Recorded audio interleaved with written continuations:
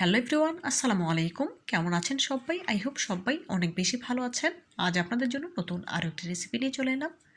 আজ শেয়ার করব পাউরুটি আর আলু দিয়ে দুর্দান্ত একটি নাস্তা রেসিপি। এই রেসিপিটি খুবই অল্প সময় ঝটপট তৈরি করে নেওয়া যায়। বিকেলের চায় অথবা স্কুলের টিফিনে এই নাস্তাটি তৈরি করে দিতে পারেন। তো বন্ধুরা, কথা না বাড়িয়ে চলুন নাস্তা তৈরির মূল প্রস্তুত প্রণালীতে যাওয়া যাক। এখানে 3টি মাঝারি সাইজের আলু খোসা ছাড়িয়ে সেদ্ধ করে নিয়েছি। সেদ্ধ করা আলুগুলো এখন ম্যাশ করে নিচ্ছি। খুব ভালোভাবে ম্যাশ করে নিতে হবে। দেখুন, আলু ম্যাশ করা হয়ে গিয়েছে।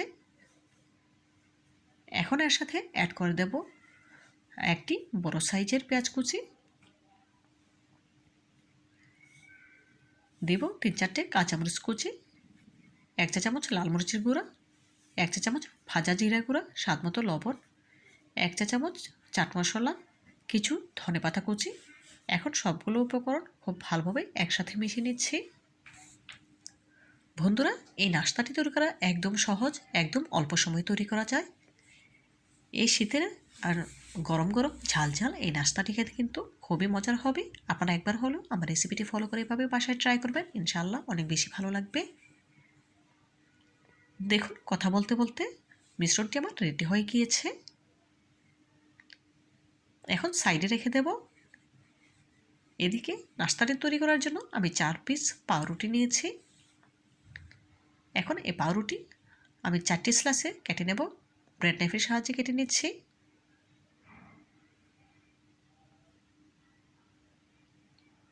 দেখুন, 4টি স্লাইসে কেটে নেওয়া হয়ে গিয়েছে।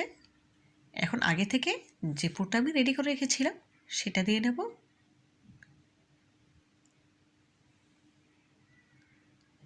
দেখুন, আমি কাজটি কীভাবে করে নিচ্ছি দেখেই বুঝে নিতে হবে, বলে বোঝানোর কিছু নেই। খুব ভালোভাবে পুরটা লাগিয়ে নিয়েছি। এখন আরও 1 পিস পাউরুটি দিয়ে ওপর থেকে দিয়ে দেব। সামনে একটু চাপ দিয়ে নিতে হবে যাতে করে একসাথে লেগে থাকে। দেখুন, একটি পুর দেওয়া হয়ে গিয়েছে। আপনাদের বোঝার সুবিধার্থে আরও একটিতে পুর দিয়ে নেব।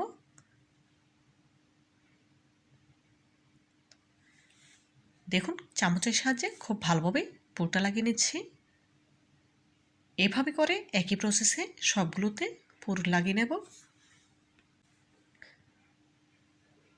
দেখুন, আরও একটিতে পুর দেওয়া হয়ে গিয়েছে। এখন আরও 1 পিস পাউরুটি দিয়ে দেব ওপর থেকে। সামান্য একটু চাপ দিয়ে দেব যাতে করে খুলে না যায়, একসাথে লেগে থাকে।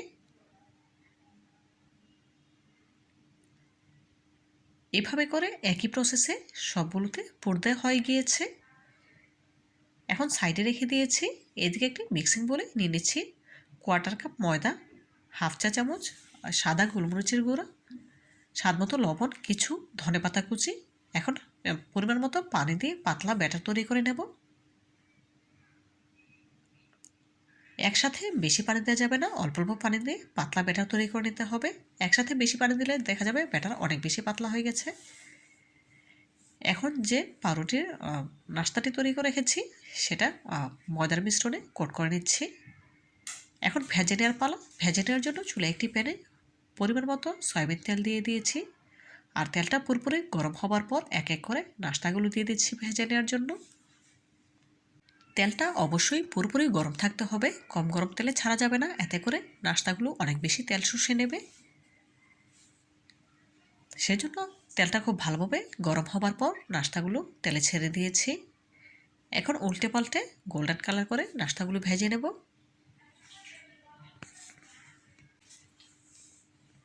গ্যাসের ফ্লেম মিডিয়াম হিটে রেখে নাস্তাগুলো ভেজে নিচ্ছি।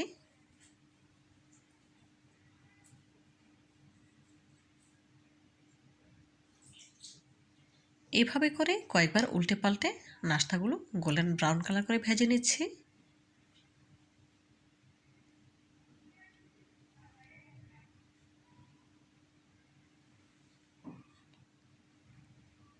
দেখুন বন্ধুরা, এই পর্যায়ে নাস্তাগুলো আমার ভাজা হয়ে গিয়েছে। দেখে বুঝতে পারছেন কাঙ্ক্ষিত কালার চলে এসেছে। এখন একটি স্ট্রেনারে তুলে এক্সট্রা তেল ঝরিয়ে নেব।